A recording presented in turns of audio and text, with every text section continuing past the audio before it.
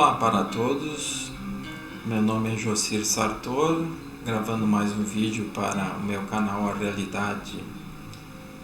Realidade Espiritual Jocir Sartor. E dessa vez escolhi um tema mais específico, independente da questão de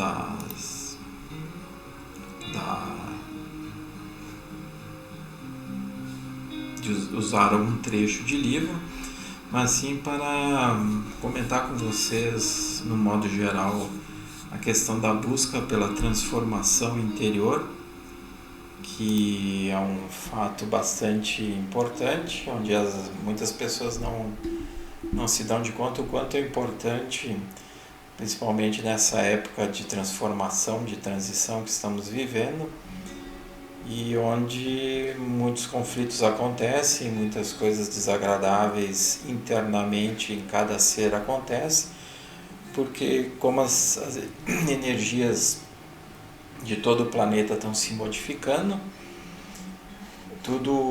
toda essa realidade que termina se expressando, vamos dizer assim, essa realidade maior que termina se expressando está atingindo diretamente o ego de cada um.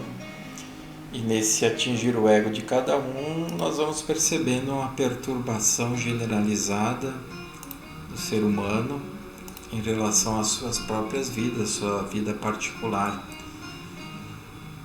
Então a gente sabe que grandes mestres, seres mais evoluídos, sempre ensinaram que muitos de nós, ao longo da vida, sentimos uma necessidade interna de mudança, de evolução e de crescimento espiritual.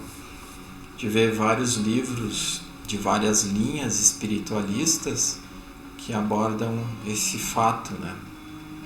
Essa busca por transformação interna não ocorre apenas quando enfrentamos dificuldades ou desafios, mas também quando sentimos uma desconexão com nós mesmos e com o mundo ao nosso redor. É nesses momentos de reflexão que descobrimos a importância de olhar para dentro de nós e iniciar uma jornada espiritual. Certamente muitos já sentiram essa interrogação em relação ao que somos e ao que é a vida. Então são momentos de questionamentos que acredito que todas as pessoas façam, só que a maioria não dá bola, não se interessa, não quer nem se interessar, porque o assunto vai mexer muito com o ser, vai mexer muito com o que a vida do ser é, o estilo de vida que cada um de nós temos, né?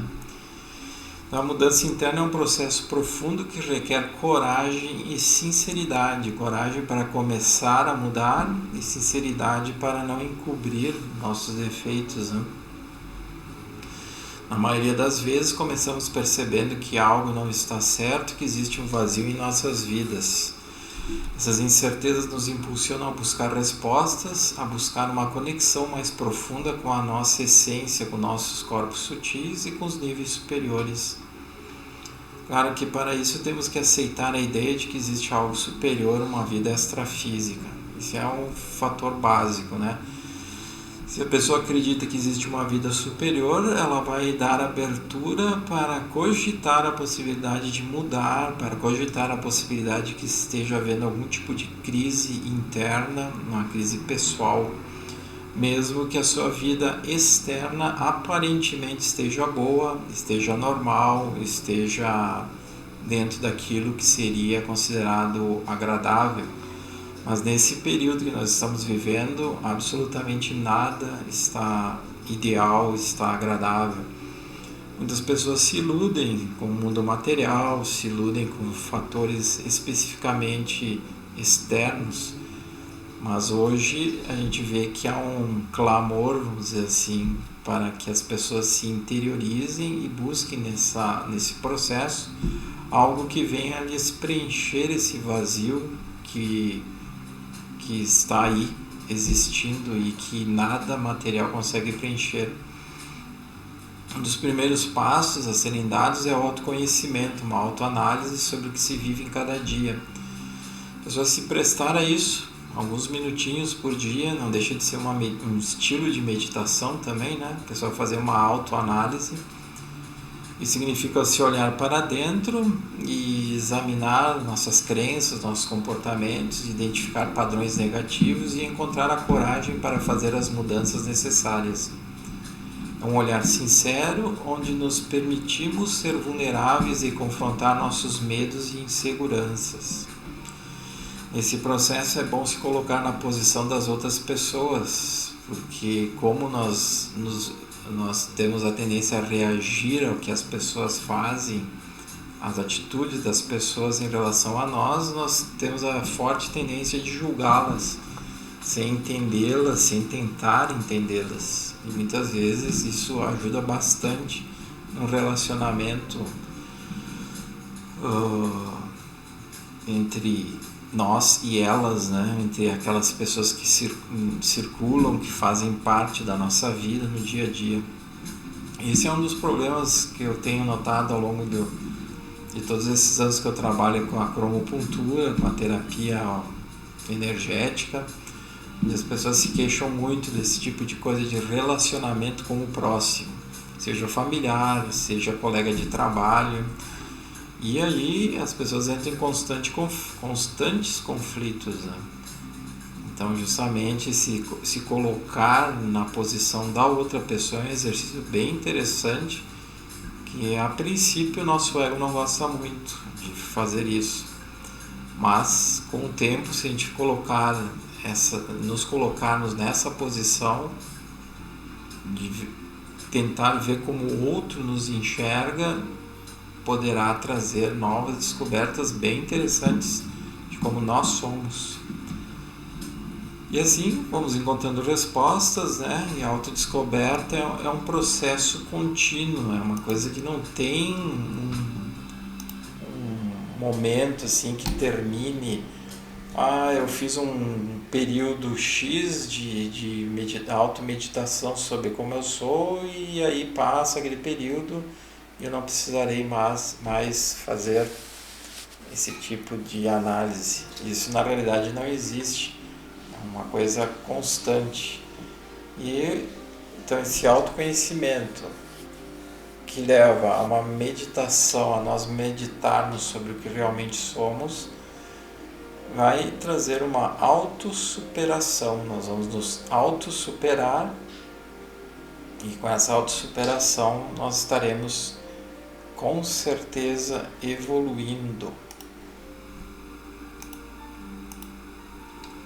Como consequência inevitável vem o despertar espiritual, conectar-se com algo maior do que nós somos, seja através da leitura de livros, da prática da meditação, ou com pessoas que já trilharam ou trilham esse caminho espiritual há mais tempo.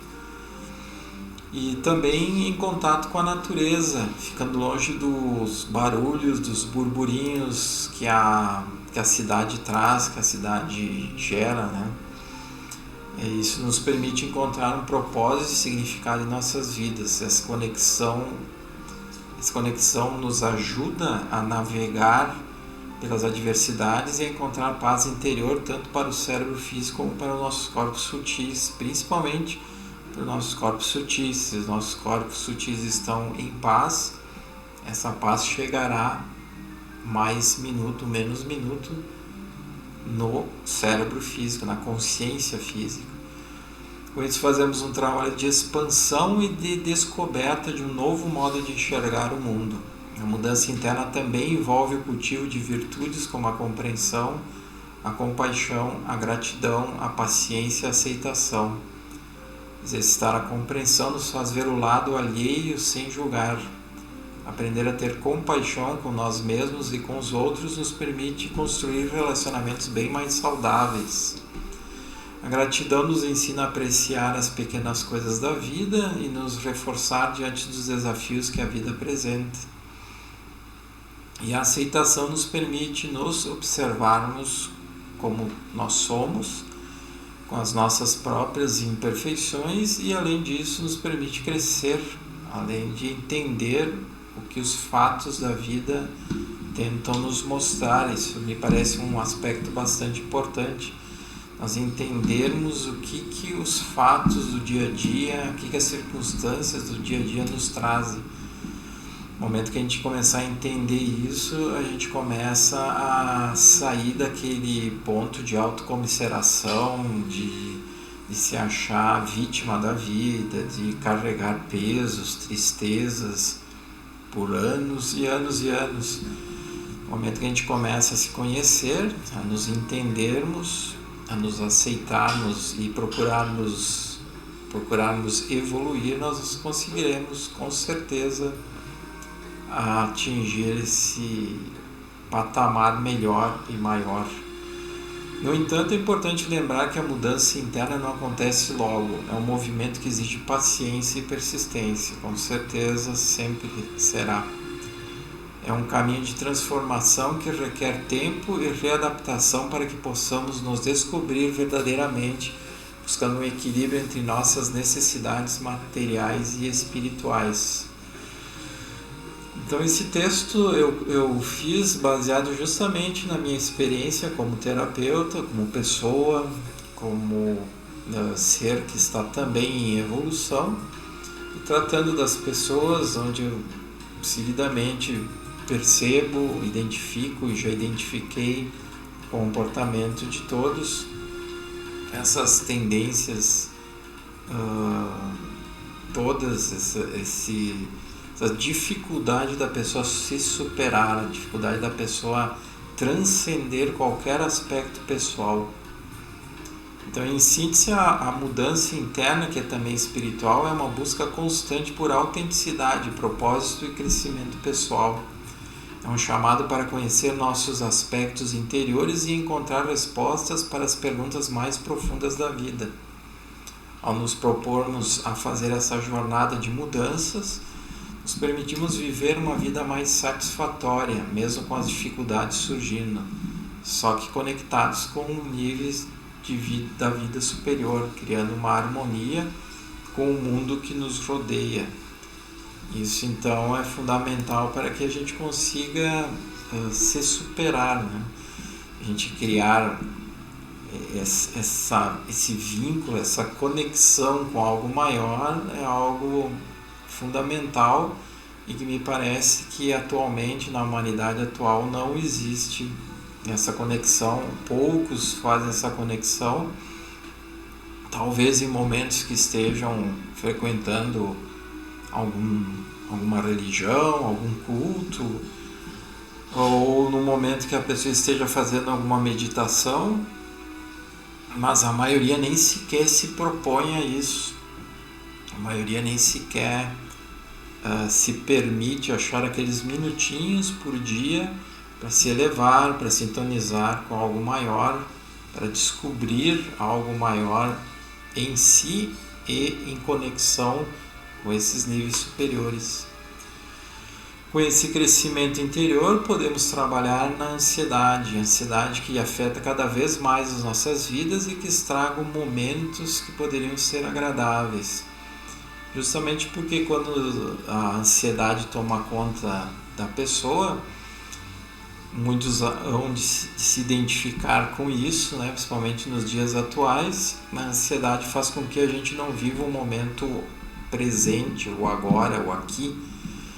E a gente pode estar numa companhia agradável, a gente pode estar em companhias agradáveis, vivendo momentos agradáveis, assistindo um filme que se gosta, lendo um livro que se gosta, visitando pessoas que a gente gosta, ou sendo visitados, mas por causa da ansiedade a gente já está pensando no amanhã, como é que eu vou resolver aquele problema, aquela situação que está se desenrolando na minha vida, está me incomodando, está me chateando.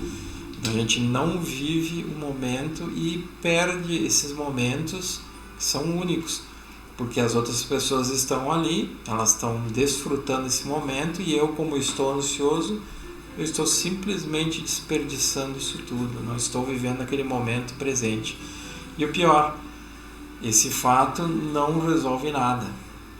Eu só estarei deixando de viver um momento feliz para criar na minha mente uma possibilidade daquilo que talvez seja amanhã ou talvez aconteça amanhã. Então vocês veem como a gente vive mal, a gente vive de uma forma errada. Temos que ter essa ideia, essa consciência para mudar.